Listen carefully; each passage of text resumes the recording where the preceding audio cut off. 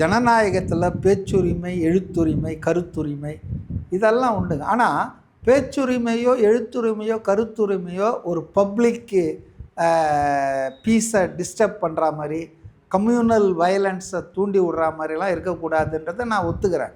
எல்லாத்துக்கும் ஒரு எல்லை உண்டு.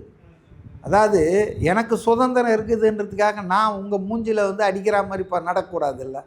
அப்போ உங்கள் சுதந்திரம் பாதிக்குது. அதனால் இந்த எல்லா சுதந்திரமும் பொது நன்மைக்காக, பொது நன்மையை சீர்குலைப்பதற்காக அல்ல, இல்லைங்களா? எனக்கு பேச்சு சுதந்திரம் இருக்குதுன்றதுக்காக ஒரு குறிப்பிட்ட சமூகத்தை திட்டுறது, இல்லை ஒரு குறிப்பிட்ட மதத்தை பேசுகிறது, இதெல்லாம் வடநாட்டில் ரொம்ப நடக்குது. அதெல்லாம் தப்பு. ஆனால் அரசாங்கத்தை விமர்சனம் செய்வது, உண்மையான தகவல்களை வெளியே சொல்வது என்பது வதந்தியா அவதூறுலாம் கிடையாது.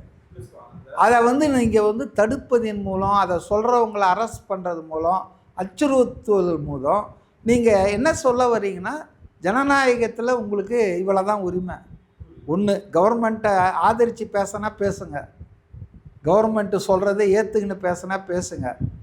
கவர்மெண்ட்டை விமர்சனம் பண்ணுற மாதிரின்னா உடனே உங்களை தூக்கி உள்ளே வைப்போன்னா அது ஜனநாயகத்துக்கு அழகல்ல. இதுதான் பாசிசத்தின் துவக்கம்.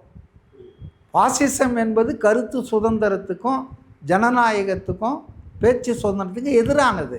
அதை நாங்கள் எதிர்க்கிறோன்னு சொல்லிட்டு அதே வேலையை நாம் தமிழ்நாட்டில் செஞ்சோம்னா இப்போ பாஜகவுக்கும் திமுகவுக்கும் என்ன வித்தியாசம்? அக்டோபர் 5ஆம் தேதி முதல் உங்கள் ஜெயச்சந்திரன் இப்பொழுது மிக பிரம்மாண்டமாக கீழ்கட்டளையில்